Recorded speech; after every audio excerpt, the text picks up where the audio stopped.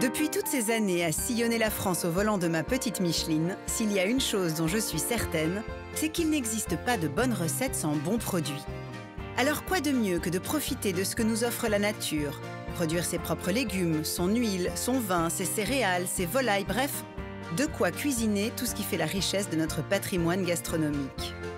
Ils sont de plus en plus nombreux à faire ce choix dans les campagnes françaises et j'ai envie de vous faire découvrir ces paysans d'aujourd'hui qui ramassent les légumes sauvages, produisent parfois leur propre électricité, pratiquent la polyculture, l'élevage, le plus souvent avec l'autosuffisance pour objectif et toujours avec un profond respect de l'environnement.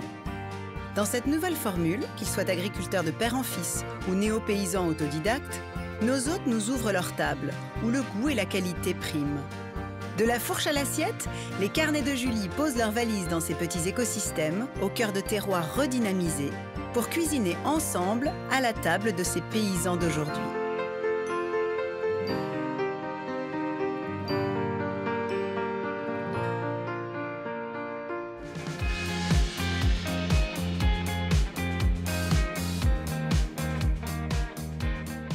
Bonjour.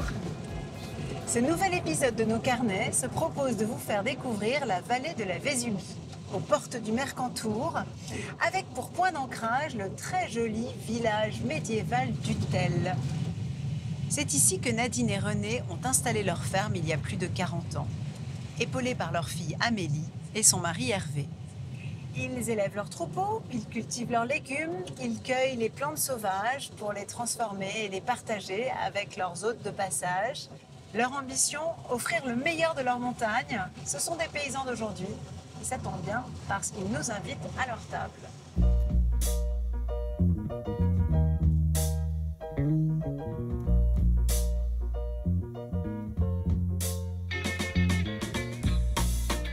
C'est une histoire de famille, mais aussi d'amis, comme Marie Chantal, une figure d'Utel. Elle est sonneuse de cloches et gourmande. Notre dessert nous mènera chez Élise, paysanne elle aussi. Elle cultive et transforme ses fruits rouges. Et enfin, nous descendrons la montagne, direction Colomar, où les producteurs de la vallée commercialisent leurs produits en vente directe.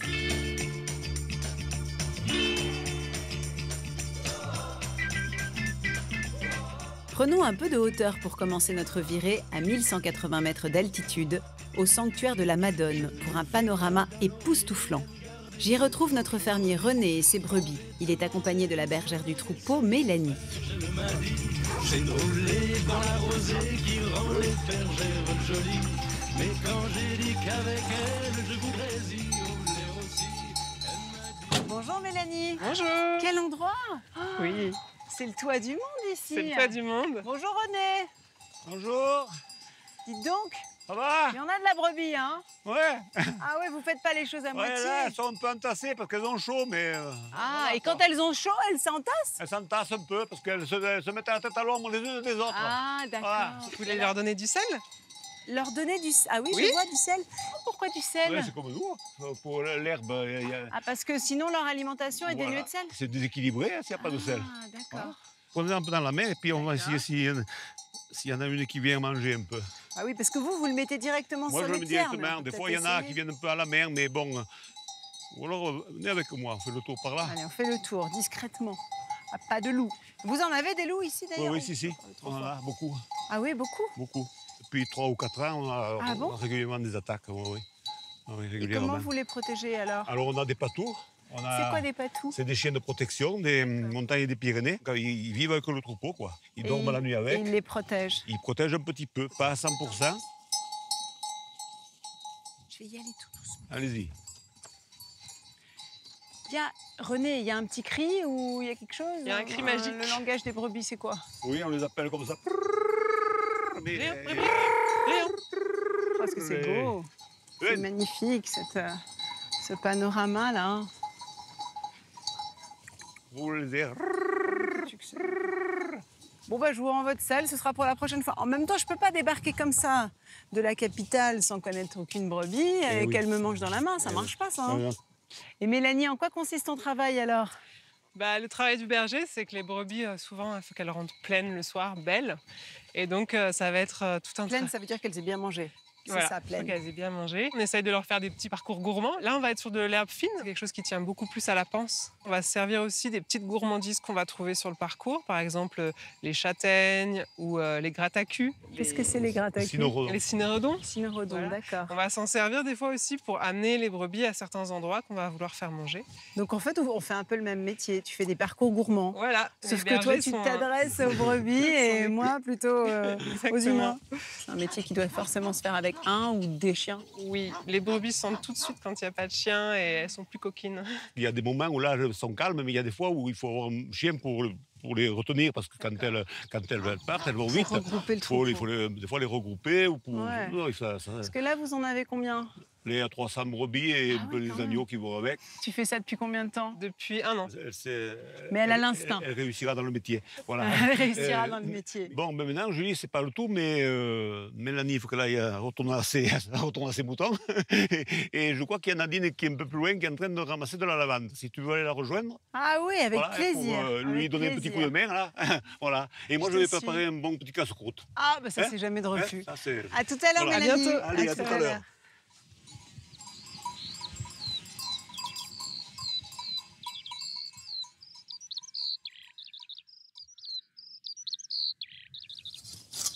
Bonjour Nadine. Tu vas pouvoir m'aider. Oui, avec plaisir. Qu'est-ce que tu es en train de faire? Je suis en train de ramasser de la lavande sauvage. Ah, On appelle ça de la lavande fine, ouais, qui pousse spontanément comme ça dans la nature. d'accord. Et on fait de l'huile essentielle. Voilà, mais je t'ai préparé Une petite l'outil. besace et la faucille. C'est de la toile de jute. Alors tu la mets comme Dis ça, donc, tu c'est vois. joli. Ça, ce sont les besasses traditionnelles. Je vais enlever le chapeau alors. Hop, Pour que quand Ah. tu ramasses, hop, tu mets ton tu bras mets là. direct dedans. Alors, vas-y, montre-moi le geste. Alors, il faut attraper comme ça. Ouais, Il faut couper au ras, d'accord. parce que comme Il ça, ne faut pas abîmer les racines et la motte, ouais. voilà, comme ça l'année prochaine, plus elle est coupée, Plus là, elle repoussera, c'est ça? plus elle repousse. D'accord. Ah, c'est merveilleux ça, de couper la lavande sauvage dans les montagnes. Ça t'arrive souvent? Ah ben toutes les années, À la saison, donc à partir du mois de juillet, c'est ça à peu près? voilà, il faut la couper. Et, les brins sont très courts, Mhm. contrairement aux lavandins ou aux lavandes cultivées, alors que là, toute D'accord. l'huile essentielle est vraiment captée dans ces petits... Dans les fleurs. C'est en parcourant ces montagnes que Nadine imagine les huiles essentielles et les eaux florales qu'elle propose en vente directe à la ferme. On va utiliser beaucoup de plantes aromatiques sauvages, prendre le maximum de choses que la nature nous offre. S'adapter au territoire. Voilà, C'est s'adapter l'essentiel du métier Et le- d'agriculteur, n'est-ce pas? et le préserver et l'entretenir. Raconte-moi, Nadine, comment tu atterris ici alors? Ah, comment j'ai atterri? On peut dire ça, atterrir. Je suis venue à un pèlerinage à Pentecôte en 1979. J'ai rencontré un berger, C'était René? c'était René, et il était là avec son troupeau, sa chemise à carreaux, son chapeau. T'es Et- tombée sous le charme. Et totalement, parce que en 20 heures, on a décidé de se marier, je suis plus partie. En 20 heures, Voilà. vous avez pris la décision de vous marier. Ah, c'est le conte de fées des collines. Incroyable. Après 1 heure de cueillette et les besasses bien remplies, nous rejoignons René qui nous a donné rendez-vous sur le toit du monde pour une dégustation gourmande.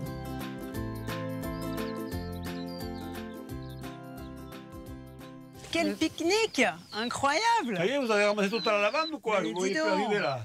Et là, c'est le village du Tel en dessous. Eh oui. Ah là là, c'est somptueux. Cette ferme, donc, elle est où? La ferme, elle est un peu plus bas. Elle est Au tout ras bas. Des arbres, cimes, la cime voilà. des arbres. Voilà. Ah oui. Alors, tu Juste vois, à le l'entrée du terrain- village. Très escarpé. L'exploitation de Nadine et René s'intègre dans une démarche favorisant la biodiversité, respectant la nature et le bien-être animal. Ils y élèvent une trentaine de cochons, des lapins, des brebis et plus de 700 volailles. Toute la charcuterie est transformée ensuite sur place par René. C'est la pancette? Ouais, la pancetta, la Voilà. La pancette, Ici, on dit la ventresca. Ça, parce que c'est le ventre. Là, là, ça a chaud, La hein. ventrèche. Alors ça, c'est du vin de Ah. merisier. Vin de merisier, d'accord. Tu fais ton vin de merisier avec quoi? Les feuilles, feuilles de baies, merisier, quoi les feuilles. Ça, c'est rillettes au genièvre. Et on tue régulièrement des porcs pour faire la viande, charcuterie. Hein. Mm. Voilà, tout ça, c'est. Oh, qu'est-ce que c'est bon. Et après, à côté, C'est de la pérugine, c'est comme une chair à saucisse, ça se mange cru. Il y a Bah du oui. sel, de l'ail et du poivre, tout ce qu'il y a. Pique-nique sur le toit du monde, pique-nique au sommet. Ah, c'est beau, hein. Ah, ça fait du bien, hein. Incroyable même. Alors là, ce sont les Alpes du coup, c'est ça? Là, le Mercantour, Ouais, la juste chaîne. derrière, c'est l'Italie. Finalement, la ferme auberge, le fait de Et la ferme recevoir auberge, du c'est pareil. public, c'est une façon de De- faire de- valoir la Pédagogique, parole du voilà. paysan aussi. Voilà. ouais. Lorsque les gens partent de chez nous ou qu'ils achètent nos produits, il faut qu'en même temps, ils se sentent impliqués dans une mission. Il faut Donc, qu'ils... tu cherches à ce qui relaie un peu votre philosophie, Voilà. votre Mais oui, message. parce- Toi, tu dirais que voilà, ce qu'il y a à comprendre, c'est de vous aider et participer à la préservation de ce patrimoine, de ce paysage. Tout à fait, tout à fait. Un patrimoine végétal, Tout à d'un fait. patrimoine naturel. Tout à fait. Imprégné par cet extraordinaire décor et par ce message que m'insufflent ces paysans engagés, je vais reprendre ces lacets montagneux pour descendre un peu plus bas dans la vallée.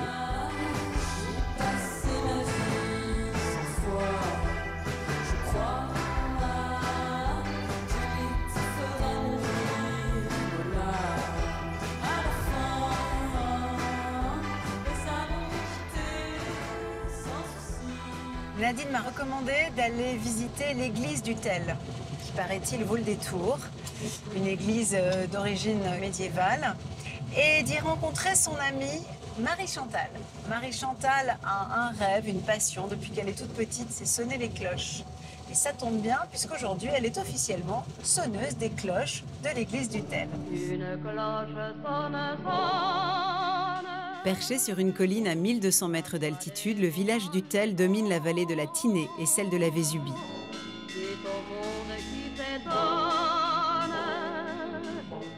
Romane à l'origine et reconstruite à partir du XVIe siècle, l'église de Saint-Véran semble monumentale pour un si petit village.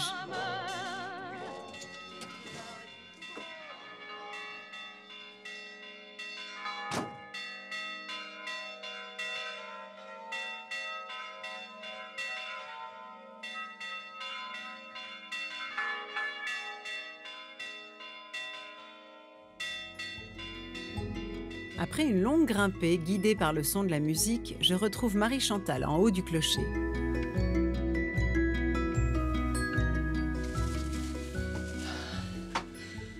Ah, c'est pas la moitié d'une ascension, c'est escarpé à tendance casse-gueule. Marie-Chantal, vous êtes là? Oui, Julie, je suis là. Je suis sur la bonne route alors. Bonjour Marie-Chantal, vous êtes sur votre perchoir. Oui. Oh là là. Et vous pouvez admirer Vous avez le paysage. une Et là, vue. on est vraiment entre ciel et terre. C'est étonnant cette installation-là. Alors vous sonnez avec les pieds, les mains, toutes les cloches. En effet, ouais, tout à fait. Et même quand je suis en train de sonner complètement, j'ai vraiment que des fesses qui sont suspendues sur le siège. Vous planez Et- quoi. Absolument. Et je plane aussi en sonnant avec le plaisir. C'était un rêve que j'avais. Ah bon? Quand j'étais gamine. Un rêve je d'enfant. montais, ouais, tout à fait. Je montais avec le sonneur de cloche et j'étais assise là où vous êtes. Ici déjà, donc vous êtes du village. Ouais, je suis du village. Comment on devient sonneuse de cloche? Comment ça se passe? Ça a été très difficile parce que j'avais demandé au sonneur de cloche qu'il m'apprenne.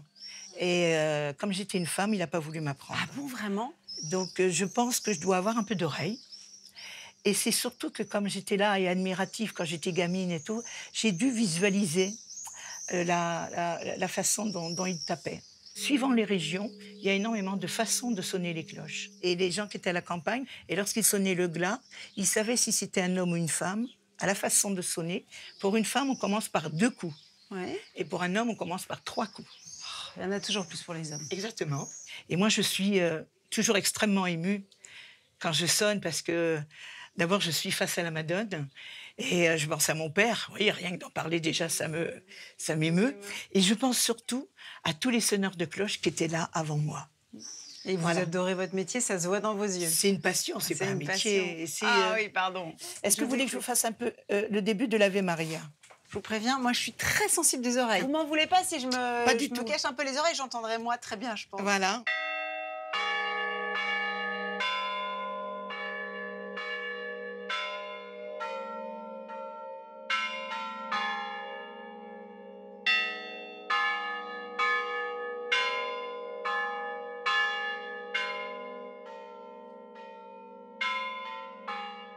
ben, quelle expérience! Allez, c'est à mon tour de jouer. Vos pieds, normalement, ne devraient pas se tenir là. Alors, Ils ne devraient pas poser là. ah oui, Voilà, c'est oui, mais moi je suis trop grande alors. Oui, c'est ça. Alors attendez. Moi, c'est... Voilà. Vas-y, tirez. Voilà. Doucement. Voilà. C'est pas évident, hein? Non. C'est pas évident. Je crois que c'est la conclusion de cette petite expérience. C'est pas évident. Je peux vous dire que sonner les cloches n'est pas donné à tout le monde. Il est temps d'aller préparer nos gnocchis, je serai certainement plus habile. Ce village a été très riche, c'est parce qu'il y avait la route du sel qui passait par là. Et Utel était une plaque tournante. Le sel venait de Hyères. Il était entreposé à Nice, là où il y a le cours Saléya, à Nice. Ah, Donc, ça vient de là. Saléya, Saléya, ça vient du commerce du sel. Ah, je ne savais pas, j'avais pas pensé. Il était lavé par les femmes, il était mis dans des sacs de 30 kilos, acheminé à dos de mulet partant de Nice. Il passait par le Vin, s'il redescendait et il passait par là. D'où l'idée Et de la donc- route du sel. La route du sel, et qui est maintenant le GR5.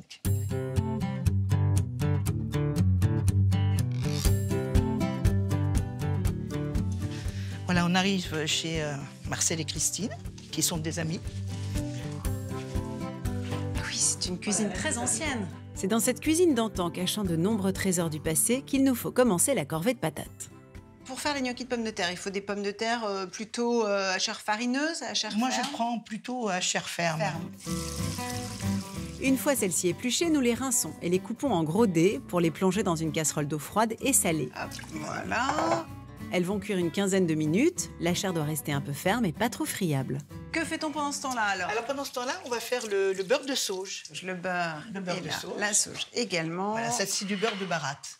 Oh, on ne se refuse rien. Ah bah oui. Et déjà, à l'odeur, il a ce petit goût de, Oui, de on le noisette. voit, et puis même à la texture. Alors, Alors, c'est- qu'est-ce qu'on va lui faire? On le Alors, malaxe un peu?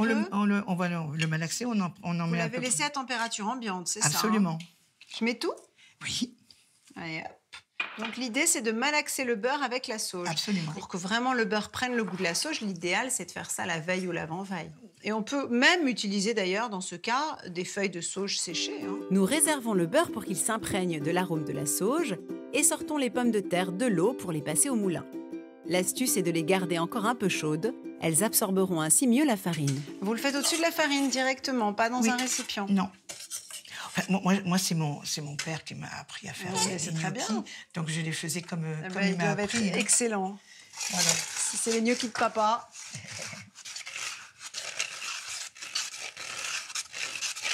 Je mets tout, hein. Oui. Viennent ensuite un œuf et une pincée de sel. La pâte d'olive. Je Ah, prends vous mettez la pâte voilà. d'olive dans la pâte de gnocchi. Voilà, ça, c'est un peu une petite, une petite fantaisie. Et je trouve aussi que la pâte d'olive, ça apporte une réveille un peu petite les douceur. Voilà. Puis bon, c'est la pâte d'olive du thé, hein. Alors, on va pas se priver. Voilà, donc je répartis. Ah, il y un a, petit peu il y a de comme la ça. méthode, hein. Oui. Avec la farine, notre cuisinière travaille la pâte à la spatule pour la rendre homogène. C'est un instrument que toutes les grand-mères d'ici utilisent. Hein. Ah oui, Ah c'est oui, vrai, une sorte de absolument. corne comme ça. Alors là, à partir de là, c'est vraiment la main et l'œil qui jugent. Voilà. Hein, c'est ça. C'est pas une question de grammes, c'est Non. une question de texture. Vous rabattez la pâte. Ce qui est important aussi, c'est que les doigts, quand on les enfonce, ça ne colle pas. Ah, ça c'est le test Voilà. pour être sûr Pour que la être sûr de, pâte voilà, est pas trop la travailler pour pas à qu'elle la soit bonne très dure. humidité, quoi. Voilà. Il faut couper ensuite la pâte en plusieurs tronçons et les faire rouler sous les mains jusqu'à ce que le diamètre soit assez fin. Alors bon, moi j'ai une façon un peu particulière avec cette spatule là. Voilà.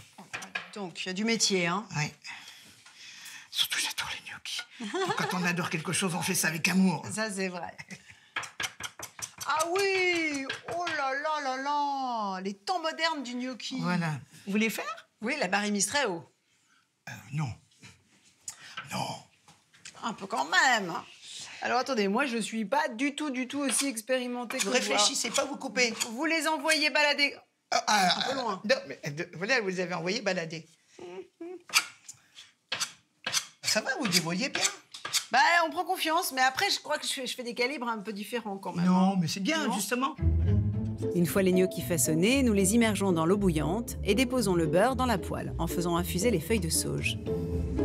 Est-ce que je peux vous abandonner 2 minutes, Marie-Chantal, pour aller noter les ingrédients sur mon petit carnet? Pas de problème. je Ça vous attends. dérange pas? Non, pas du Vous avez tout. l'affaire bien en main.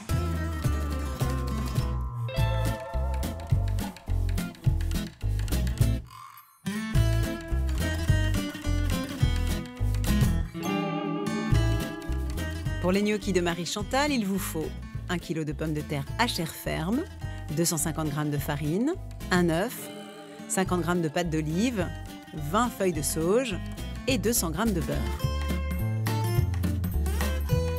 En cuisine, Marie-Chantal retire les feuilles de sauge pour ne garder que le beurre parfumé. Les gnocchis, eux, sont remontés à la surface. En revanche, il faut bien égoutter hein, pour ne pas mettre de l'eau dans le beurre. Ils sont parfaits parce qu'ils ont l'air à la fois moelleux, en même temps ils se tiennent, ils ne sont pas collés les uns aux autres. Pour en avoir fait beaucoup, c'est pas évident de réussir à trouver la bonne texture. Bravo. Voilà, on a tout le monde. Il est temps de dresser nos assiettes. Nos hôtes Christine et Marcel arrivent et les gnocchis sont cuits à la perfection. Ah bonjour. Je vous présente Vous avez mes été amis. attirés par l'odeur alléchée. Merci Voilà. de nous accueillir dans cette magnifique cuisine. Cette cheminée qui paraît avoir traversé les âges. Oui, alors ce carré-là, c'est le plus ancien de la maison. Il est de l'époque médiévale, comme le bâti du Tel, le reste. Hein. On va de surprise en surprise. Alors après cette cuisine médiévale, on a les plafonds peints. Oui, c'est pas la même époque. C'est pas la... Oui, ça c'est plus récent. Enfin récent, moins ancien on va dire. Moins ancien. Quand les Piémontais sont arrivés en France pour peindre beaucoup de choses dans la région. Et... Ah oui, ce sont les Piémontais qui sont venus faire. Merci. Oui. On suppose que ça a été peint à quelle époque? Ça, il y a peut-être 150 ans. C'est exquis, hein. Vraiment. Ah, celui-là, c'est le vôtre, je le reconnais. Mais même les petits gnocchis sont très bons, hein, les petits. Oui. Non, c'est très bon. La texture est parfaite. Ouais, ils sont excellents. Bravo, Marie-Chantal, Ouais, c'était délicieux. Bah, vous avez bien participé. Bravo. Écoutez, on a fait une bonne équipe. Je suis sûre que les gnocchis de Marie-Chantal raviront nos invités au repas de demain. Il est temps pour moi de quitter nos hôtes pour partir à la découverte d'une autre ferme, celle d'Élise, où l'on affectionne aussi les produits bio. Ça m'embêterait que tu tires un trait, que tu me laisses tomber le mois d'août à Paris, seul un été à m'arroser, vacances fichues le mois d'août à... La ferme d'Élise est installée dans le parc du Mercantour. Elle y produit du miel grâce au travail de ses abeilles. Elle y cultive également des petits fruits, comme elle dit, des fruits rouges principalement. Et justement, elle va nous préparer un pain d'épices maison et originel, sans œufs, sans lait, sans beurre, uniquement avec du miel et de la farine. Et elle va le cuisiner en tiramisu, un tiramisu aux fruits rouges, évidemment. C'est le temps de l'amour, le temps des copains et de l'aventure.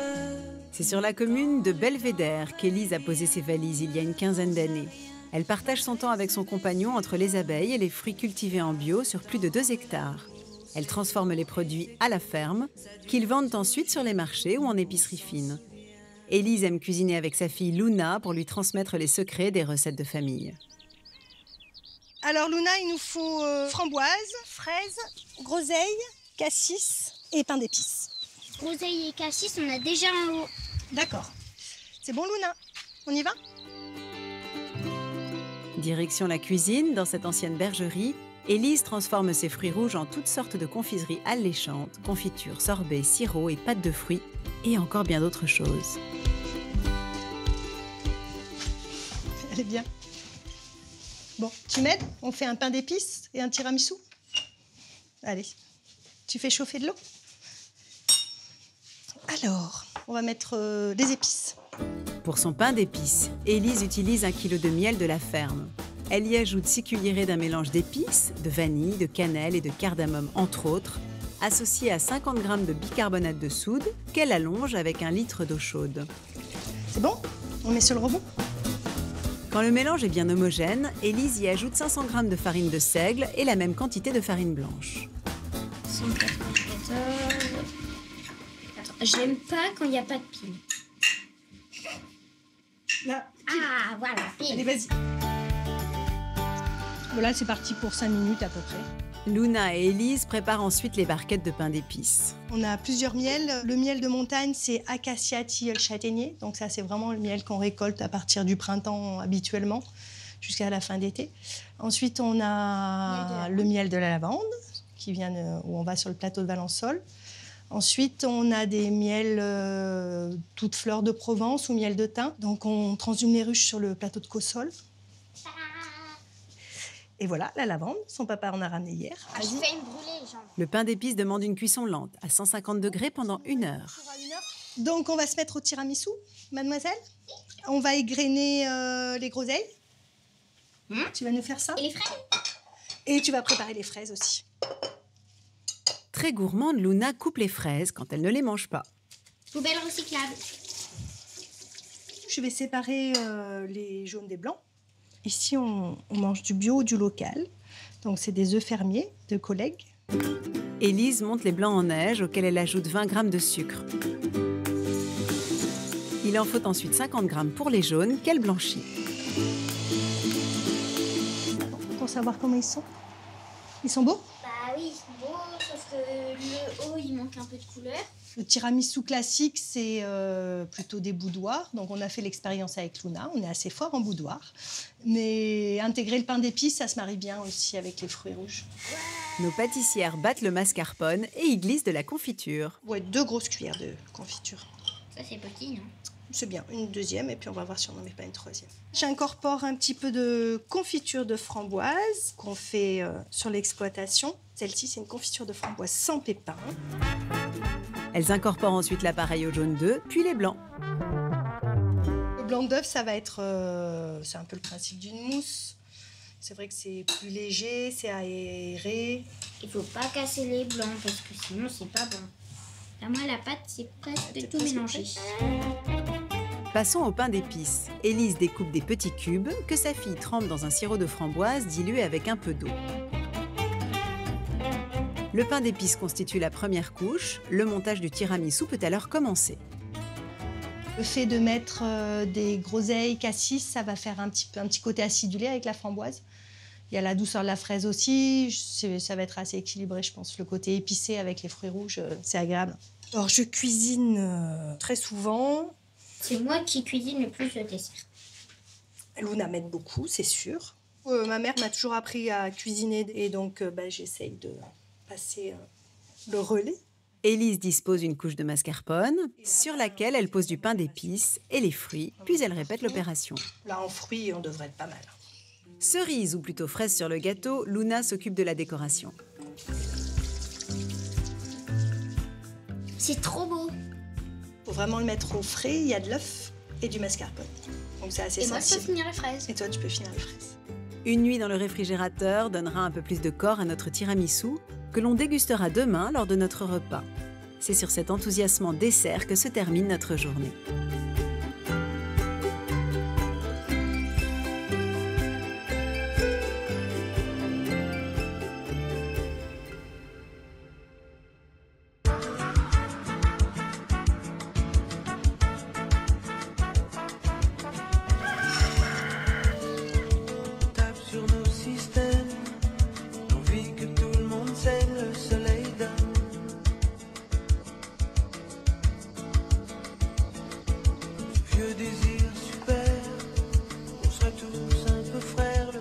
Toute la famille a mis la main à la pâte pour préparer un somptueux petit déjeuner au cœur des montagnes. Et les premiers levés sont Nadine et son gendre Hervé. Bonjour tout le monde. Oh, quelle table Bonjour. merveilleuse. Bonjour Nadine. Et bonjour Hervé, c'est ça, hein? Julie, oui. Donc toi, tu es le mari d'Amélie. C'est ça, oui. Eh bien, c'est quand même le rêve ici. Ah oui, bien. C'est beau. Et en plus, selon les saisons, vous avez des couleurs magnifiques et totalement différentes. Sur la forêt, la montagne. Et qu'est-ce que c'est que cette belle tarte? Ça me rappelle les tartes alsaciennes, la Linzer Tarte. Ouais. Alors ça, c'est une tarte utelloise. On appelle ça la tarte du 15 août. Donc tout le monde l'a fait le 15 août. Le 15 août, parce qu'il y a la fête patronale, à une tarte à la confiture de tomates vertes. Oh, j'adore ça, j'adore ça. Alors Oui, toi, oui. tu es coutelier, c'est ça? Oui, Et donc j'imagine que c'est toi qui as forgé ce couteau. c'est moi. C'est même pas ton métier, parce que finalement, tu en pratiques beaucoup des métiers. Ouais, c'est juste une passion. Mais tu as appris, quelqu'un t'a transmis un savoir-faire quand Non. même. Même pas. Non. Autodidacte. YouTube. Non. Sérieux, c'est vrai, t'as regardé des tutos, comme on dit et... Voilà, j'ai regardé des vidéos. C'est impressionnant, il est magnifique ce couteau. Hein. Bon, allez, on va goûter cette tarte. Allez, on va goûter. Qu'est-ce que c'est bon ça. Ah oui, C'est bon, magnifique parce qu'en plus, c'est pas trop sucré. La pâte est délicieuse, la pâte sablée là.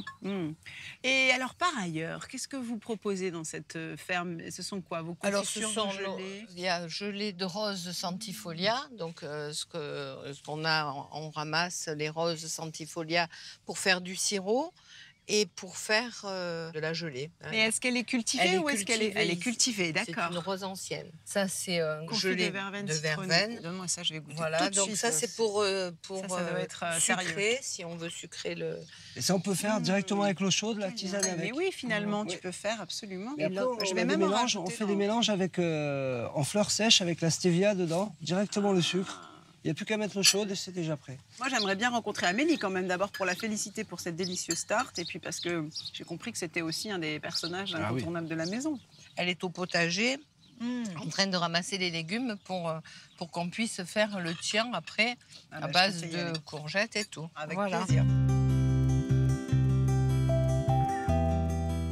Mon petit déjeuner englouti, c'est donc au potager que je retrouve Amélie, la fille de Nadine et René, qui, comme tous les maraîchers, s'est levée de bon matin pour récolter ses légumes. Bonjour Amélie. Bonjour Julie. Je suis en train de ramasser des petits pois. C'est ce que ta mère m'a dit. Elle m'a dit que je pouvais te retrouver au potager. Je regarde le site aussi parce que j'en ai pas vu beaucoup des potagers comme ça. Hein. Parce que c'est tellement incroyable ce Il y a potager. une belle vue. Hein. Oh, ce balcon sur la vallée. Toute la végétation qu'on laisse autour, c'est volontaire. Ça fait des plantes auxiliaires, ce qui fait que les petites bébêtes qui viennent manger les petits nuisibles, ils vont directement sur les plantes et ils laissent nos légumes tranquilles. Naturel quoi finalement, c'est ça. Ouais. Sauvage et invasif, et pourtant délicieux, le kénopode blanc qu'Amélie me fait découvrir est une plante qui s'apparente à l'épinard. Tu as passé ton enfance ici et tu as passé aussi ton enfance dans les estives alors. Petite, oui, je partais avec mes parents en estive. Ça doit être des belles expériences parce que j'imagine que là-haut, tu as pas l'eau courante, tu pas l'électricité. Non, pas c'est une vie en d'électricité, pleine pas d'eau nature. courante. Je me rappelle qu'on me lavait dans une bassine en zinc. On avait un poêle à trèfle. Après, c'est pas toute l'année, c'est 5 mois de l'année qu'on partait. Quand même.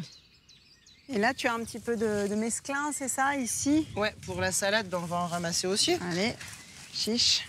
Alors, tu le fais avec des ciseaux? Ouais, alors pareil, Dis-moi, tu vas voir, montre-moi. dans le mesclin, le mesclin, ça veut dire mélange. Ouais. Et donc, c'est mélange de salade. Donc, tu vas voir qu'il y a la roquette qui pousse beaucoup plus vite que les autres salades.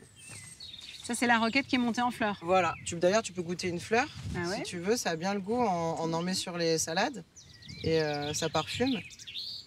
Oui, c'est un concentré de roquette. Ouais, c'est bon, hein? En plus fruité. Ouais. Très bon. Et Mais ça, c'est poivré, hein. voilà, j'allais dire, c'est poivre, ça pique un petit peu comme Ouais, le mais poivre. c'est très agréable. Est-ce que tu veux que je rapporte le panier là-haut? Oui, ça m'évitera de repasser par la Alors, cuisine. je m'en charge. Puisque tu vas aller cuisiner avec ma mère. Ouais. Et moi, je vais partir charger mon camion pour partir livrer. Ah oui, parce que Ma tu fais viande, la livraison de ta viande, viande. charcuterie. Et là, tu livres à la boutique de producteurs, c'est Oui, ça? au magasin de producteurs à Colomar, ouais. Eh bien, écoute, on va essayer d'être à la Voilà. hauteur de la récolte.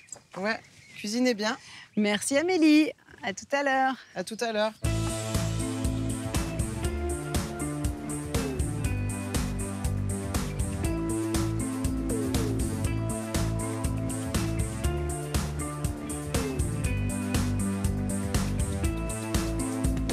C'est en bas de la vallée qu'Amélie descend chaque semaine livrer ses produits de la ferme au magasin de producteurs.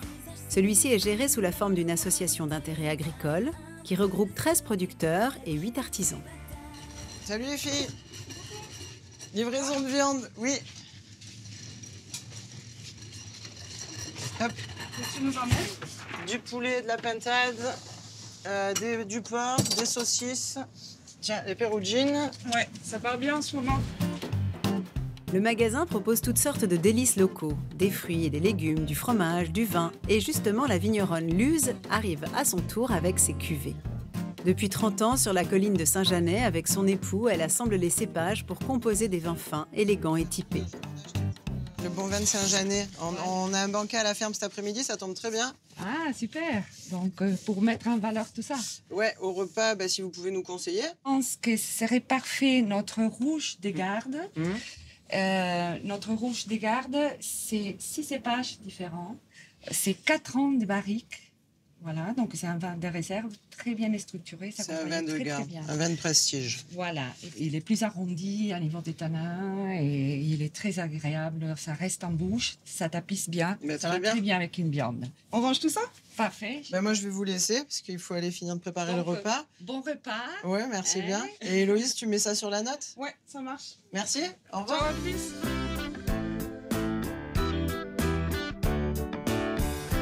Retour à la ferme, nous retrouvons Hervé, le mari d'Amélie, vêtu de son tablier de coutelier.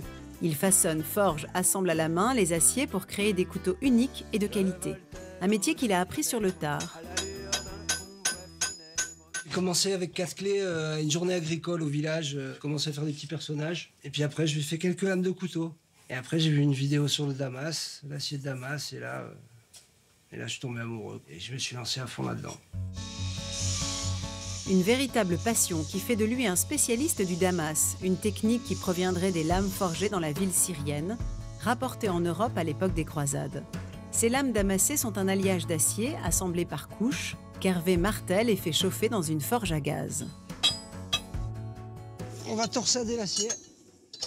On va le faire tourner. Pour faire des dessins, pour faire ressortir le dessin. Ces torsions, ces replis successifs et l'action du feu vont dessiner sur l'acier des formes plus ou moins complexes. En fait, l'acier il tourne sur lui-même et comme il n'y a que des couches d'acier, les couches elles vont tourner, il va y avoir un moment là, sur les lignes où ça va faire des croix, soit noires, soit chromées.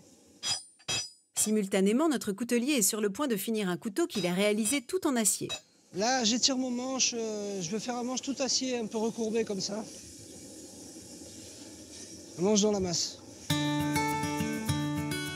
Une fois le couteau façonné, notre fermier coutelier polit la lame pour enlever les impuretés et la rendre brillante. À ces jolies lames affûtées, Hervé aime associer des manches en matière naturelle qu'il trouve autour de lui.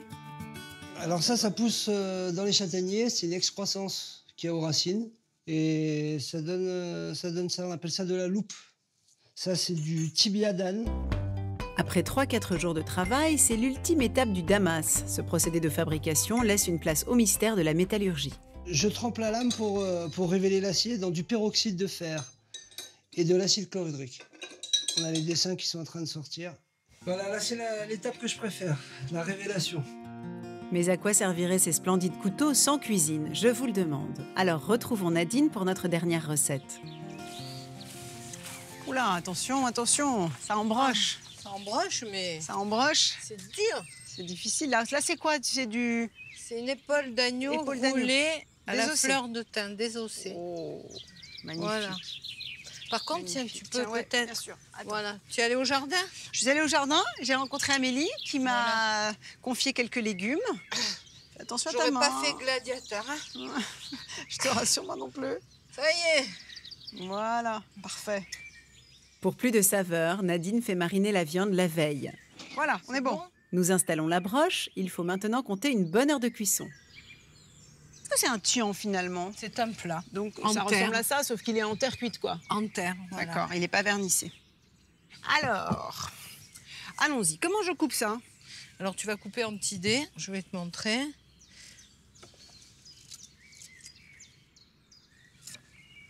D'accord, ah oui, petit dé, ok. Pour que ça cuise assez rapidement et que la courgette ne soit pas totalement...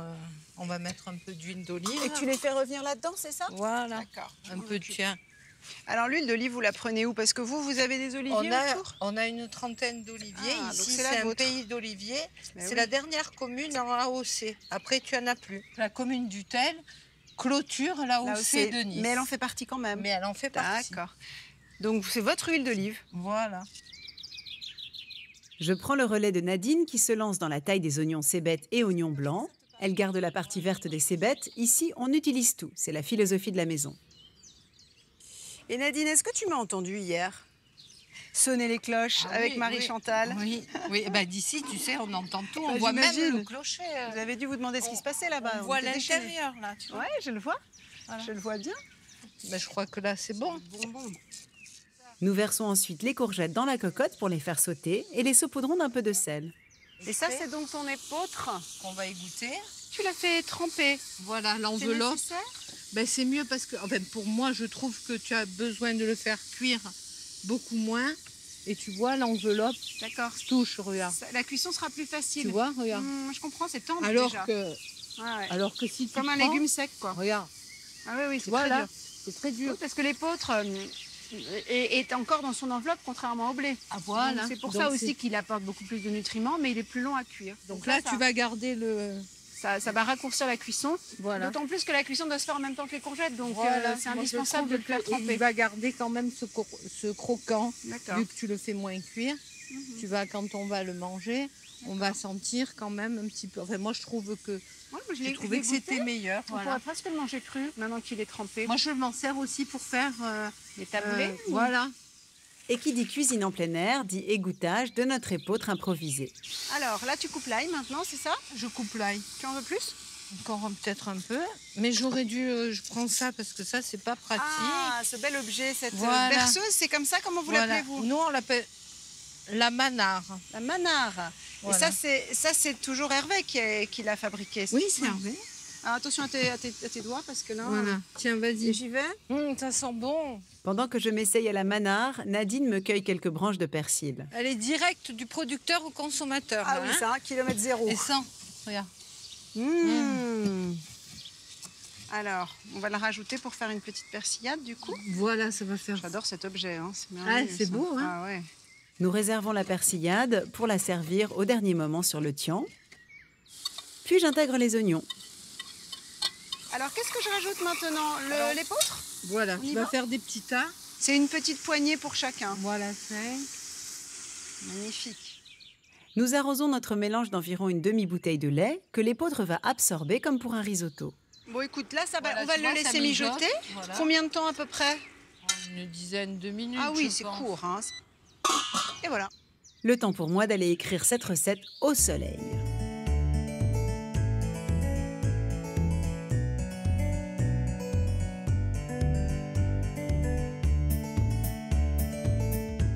Pour reproduire le tian de Nadine, prenez 10 courgettes trompettes ou des courgettes de Nice bien fermes, 300 g de petite épeautre, un demi-litre de lait entier, 4 cébettes, un oignon blanc moyen, 3 gousses d'ail, une poignée de persil et de l'huile d'olive.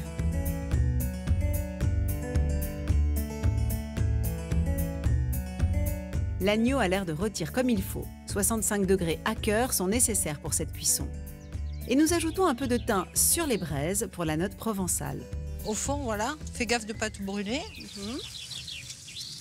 Ça va donner ce goût, on va laisser un petit peu, voilà.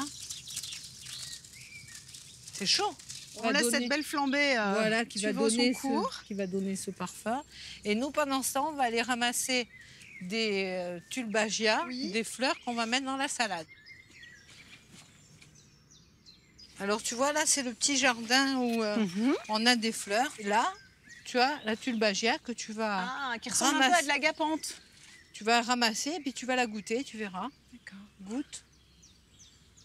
Je goûte, allez. Ah oui. Oui, il y a un parfum d'ail très net. Voilà. C'est allié, allié, hein. Ah, et ça, on voit, hein. Le temps de ramasser quelques fleurs, Amélie et René nous ont dressé un buffet apéritif aux couleurs et aux saveurs locales. Ça y est, c'est L'apéro, bon. non, l'apéro est dressé. Eh, On va dis commencer donc, hein. parce qu'on va commencer à avoir soif. Oui, alors Julie, Comme du celui qui m'a tapé sirop, dans la jambe. cassis ou Coquelicot, coquelicot. ou du vin de sureau. Ah oui, j'aime bien ça, vin de sureau avec plaisir. Surtout que j'adore le sureau. Et ça, qu'est-ce que c'est? Ça, c'est les tourtons. Tourton. Et Ouais, ça, c'est avec- ce que tu cuisines avec le kénopote, c'est ça? Voilà. Ouais. Cet apéritif local fait arriver nos invités. Marie-Chantal, notre sonneuse de cloche, suivie de Mélanie, qui a quitté les brebis le temps du repas. Et enfin Élise, qui nous rejoint les bras chargés de gourmandise. Ah, on arrive pour l'apéro alors. Bonjour mesdames. Ah, Oh, le joli tiramisu. Bon, alors, j'étais en train de parler de ces tourtons. Oui. Tourtons que vous connaissez, j'imagine. Oui. Ça, c'est une autre tradition Merci. locale. Ben ça, c'est la tour. Pour le pèlerinage de Pentecôte, on fait les tourtons. Les tourtons. Et, Donc, il y a des œufs. des Qu'est-ce que œufs. vous mettez d'autre? Moi, je mets un tout petit peu de farine. pour lier.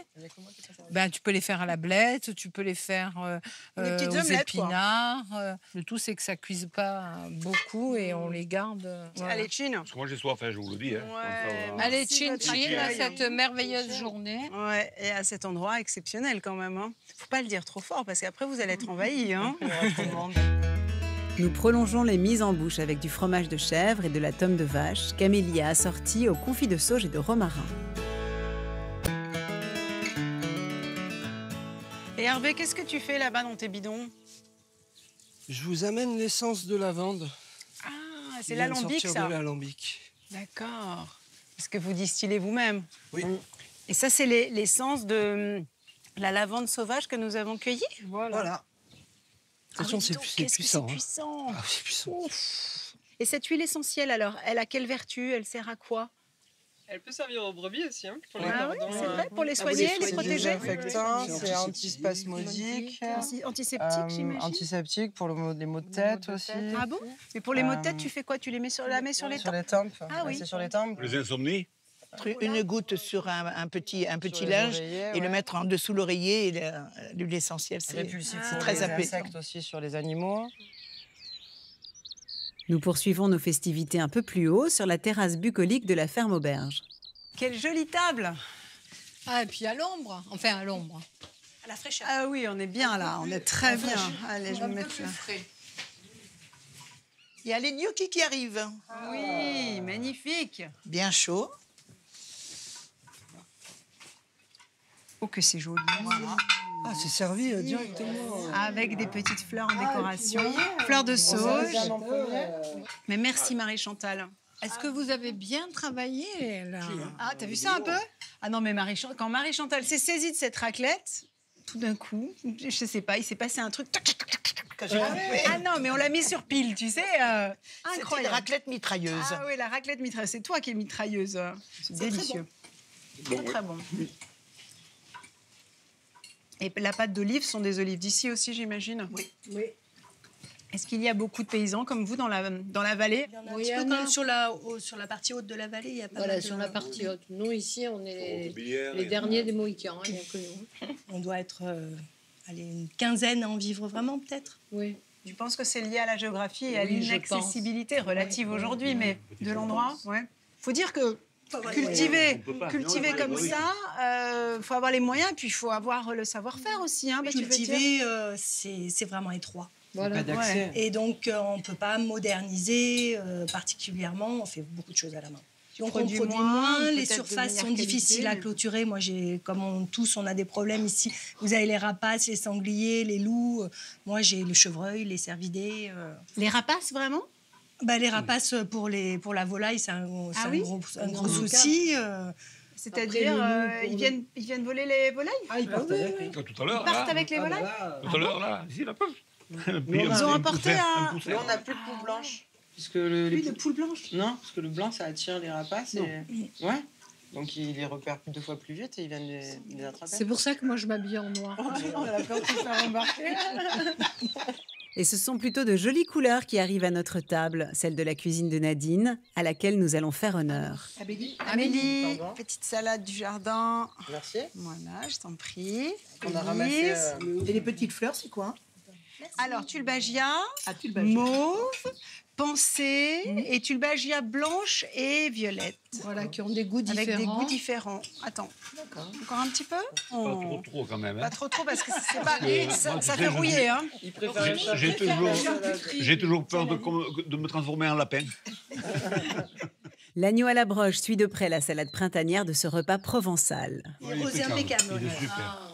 Et Mélanie, alors toi, tu manges de l'agneau, même si tu passes tes journées avec tes brebis, ça n'a pas fait de toi une végétarienne pour autant? Non, mais c'est vrai que c'est un plaisir de connaître ce qu'on mange. Et là, Ouais, on bien peut sûr. pas mieux le connaître que l'accompagner toute l'année. Puis ça fait partie Puis de c'est la en vie fait c'est une pastorale. communauté. Enfin, on est avec les brebis, les chiens. On est c'est une sorte de culture. Berger, c'est un métier qui se féminise, là. Ah oui, c'est vrai, il y a de plus en plus de femmes? Oui, on est quasiment 50% apparemment. Oui. Mais c'est vrai qu'il y a toujours les touristes ou les promeneurs, ils sont toujours un peu surpris de voir une femme. Enfin, de moins en moins, mais ça, de temps en temps. Ah, On s'attendait à avoir un berger. Ou des fois, on demande si on est la femme du berger. Ça, on connaît. C'est drôlement bon. Hein. L'agneau est exquis et le tian aussi. C'est bien aromatisé. Et puis après, on sent la différence entre les herbes du jardin, les fleurs du jardin et puis les autres. Prolongeons ce bon moment entre amis avec le fruité tiramisu d'Élise. Merci. Alors, qu'est-ce que tu nous sers? Un petit vin blanc. Toujours du même C'est producteur. un blanc sec, là. Hein, blanc sec. On sent le côté... Oui, le côté un peu confit. Absolument, un peu frais exotique. Ça marche bien sur les desserts. Ah oui. Mais merci, Élise. Et merci, Luna. Et merci, Luna, qui t'a prêté main forte. Vous cuisinez souvent ensemble? Oui, assez souvent. Ouais, elle aime bien. Elle adore cuisiner. Très bon. C'est original, le tiramisu avec le pain d'épices. J'aurais pas pensé. C'est une bonne idée. On sent le goût du pain d'épices. Je trouve qu'on perçoit la qualité du pain d'épices parce que tu fais le même dessert avec un pain d'épices industriel. On sent ça n'a rien à voir. Et là, vraiment, ça révèle les arômes du pain d'épices, le côté fruité, la groseille. Quand on croque dans la groseille et dans le cassis, on les sent bien. Et comment tu es venue, toi aussi, alors, à l'apiculture, à la culture des petits fruits, comme tu dis? Moi, c'est une reconversion professionnelle. Puis, à un moment, j'ai voulu créer une famille. Tu as basculé. Et j'ai basculé de l'autre côté de la force. Et sans regret? Non, sans regret. Même C'est si difficile, même mais... si parfois c'est difficile. Voilà, c'est difficile, mais pas de regret. Si vous en voulez, il y en a. Pardon. J'espère que vous avez été séduits, touchés comme moi par cette rencontre, par cette visite, et que vous repartirez avec la philosophie de la maison, c'est-à-dire sachez regarder, sachez profiter des trésors qui nous entourent, sachons les valoriser plus que de les exploiter. Puis venez ici, venez vous attabler, goûter ces spécialités, goûter ces produits à la fois simples et rares. Et souvenons-nous qu'on habite quand même un sacré beau pays. Salut! Super.